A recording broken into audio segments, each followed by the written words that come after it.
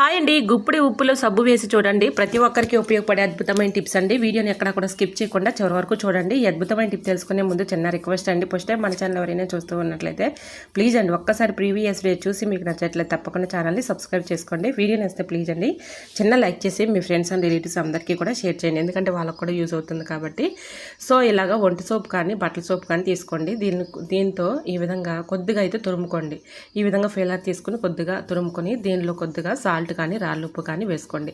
రాళ్ళుప్పు కానీ సాల్ట్ కానీ ఏదైనా కూడా తీసుకోండి, మీకు ఏది అవైలబుల్గా ఉంటే అది తీసుకోండి. ఒక స్పూన్ వరకు వేసేసుకోండి. ఈ విధంగా వేసుకున్న తర్వాత ఇలాంటివి చక్కగా ఏదైనా ఒక పేపర్ తీసుకొని పేపర్లోకి ఈ విధంగా సోపు తురుము అలానే సాల్ట్ ఈ విధంగా వేసేసి ఇలాగా పొట్లంలాగా కట్టేసుకోండి. సో ఈ పొట్లానికి అక్కడక్కడ హోల్స్ పెట్టేసుకోండి. ఒక పెన్ను కానీ సెదర్ కానీ తీసుకొని అక్కడక్కడ హోల్స్ పెట్టేసుకొని ఇలా 2-3 పొట్లాలను అయితే తయారు చేసేసుకోండి. ఇలా ఈ పొట్లం ఏం చేయాలి అంటే మనకి ఎక్కువగా నైట్ టైంలో ఎక్కువగా బల్లులు బొద్దింకలతో చాలా మంది కూడా ఇబ్బంది పడుతూ ఉంటాం కదండి.